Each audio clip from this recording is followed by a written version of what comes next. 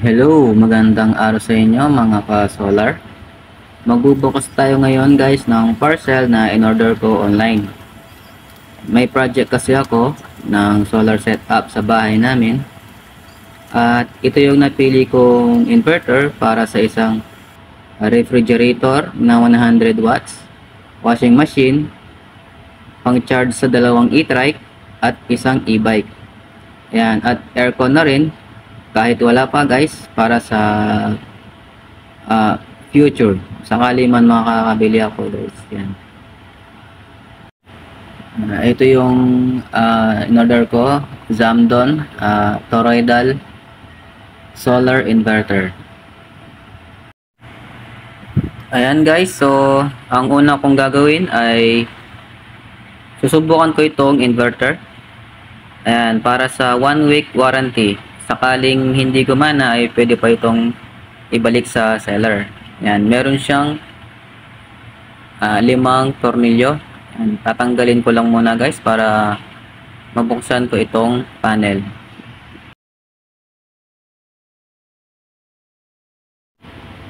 So, ito na nga guys, yung mga connection ng inverter.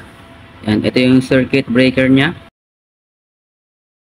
Magbibigay ako ng update kung para saan ang breaker na ito at kung sa battery ba siya, sa AC output o sa input. Ito guys yung negative terminal para sa battery connection. Meron itong plastic na screw. Kailangan tanggalin muna ito para matanggal din yung cover. Ayan, i-slide lang pa kanan. Ayan, dito natin i-connect yung negative wire para sa battery. Ayan, dito naman tayo sa positive. Kung paano ginawa natin sa negative terminal, ay ganoon din dito sa positive. Ayan.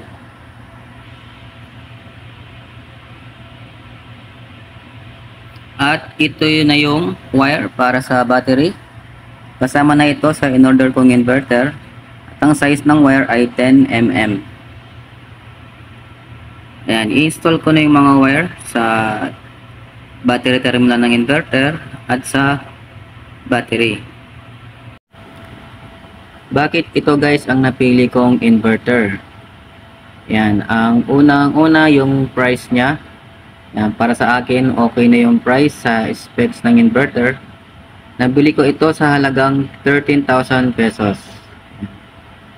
Tapos yung wattage niya tamang-tama lang sa isang ref, washing machine at aircon. Tsaka pang charge sa mga e-trike na ginagamit namin at sa isang e-bike. Pag-uusapan natin guys kung paano i-compute ang size ng inverter para sa load ng bahay. Pero sa ngayon guys, para sa mga basic appliances, tamang-tama na ito, 3 kW. Siya nga pala guys, hindi kasama yung mga lightings at mga electric fan sa inverter na ito. Hiwalay na setup po yun guys. Bali, naka pure DC ako sa mga ilaw at mga electric fan. Pure sun wave na rin ito guys. Ang ibig sabihin, smooth ang operation nito. Tapos may feature siya na 50 to 60 Hz. Yan, halos 60 Hz kasi yung mga appliances natin dito sa Pilipinas. Kaya kailangan talaga ng 60 Hz ang ibinibigay ng inverter.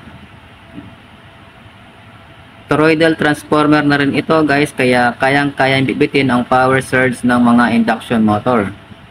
3 times surge power ang kayang dalhin nito. Kung 3,000 ang power capacity, times 3 hanggang 9,000 watts power surge na siya.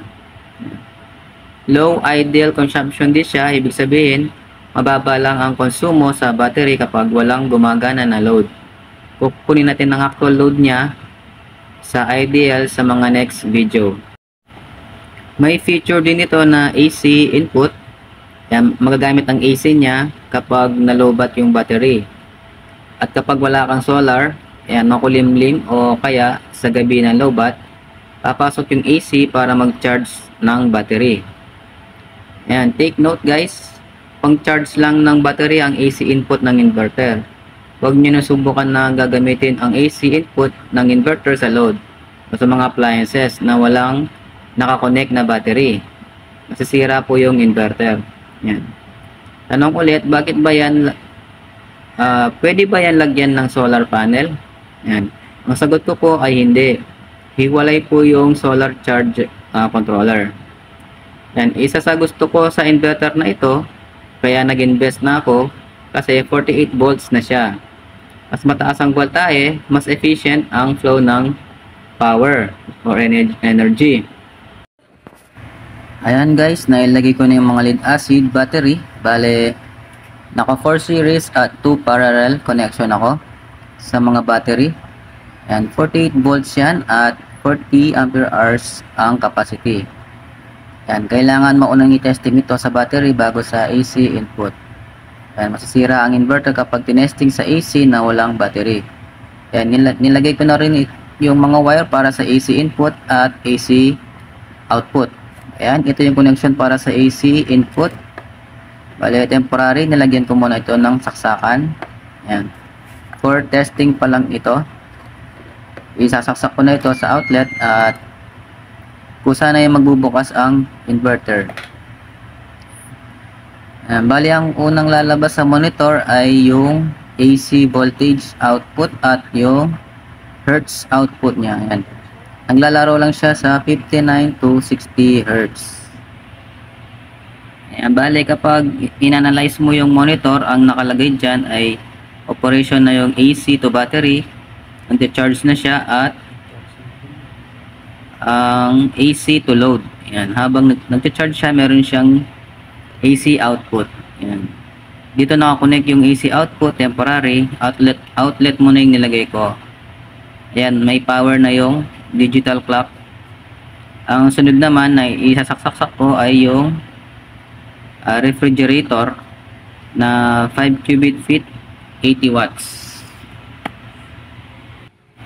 Yan, bali ito yung extension ng refrigerator. And guys, ilagyan ko na rin ng kilowatt meter para makita natin kung ilang watts yung ginagamit ng refrigerator mula sa inverter. Ayan, hihintayin lang muna natin magsindi yung refrigerator dahil hindi pa siya gumagana guys. So, naka 0 watts pa siya.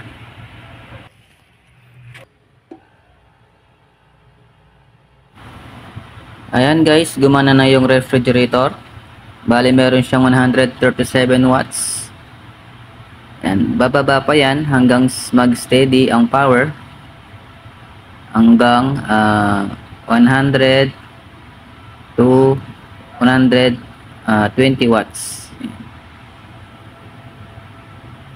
Yan, hihintayin lang po natin bumaba hanggang mag-steady, tapos hihintayin din natin siyang mag-cut off ulit. Yan. So far maganda yung inverter guys. Bali maliit lang na load ito, kayang-kaya ng inverter to. Yan, wala pa yan sa aircon. Yan, sa mga heavy loads tulad ng mga dryer, yung air blower. Meron kasi akong air blower na may heater guys, itatry ko doon kung kayang-kaya niya. Tapos gagamitin ko pa rin ito sa mga charger ng mga electric bike. Bali meron yun umaabot din yun ng 200 watts. Yan, dalawa po yun guys. Yan, dalawa po kasi yung ginagamit naming e-trike. Isa sa akin at isa sa kuya ko. Yan.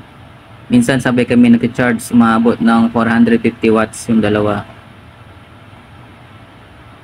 Yan, steady pa rin siya sa 220 AC output tsaka sa 60 Hz output. Yan. Yan ang maganda sa inverter guys, kailangan lagi siyang 60 Hz.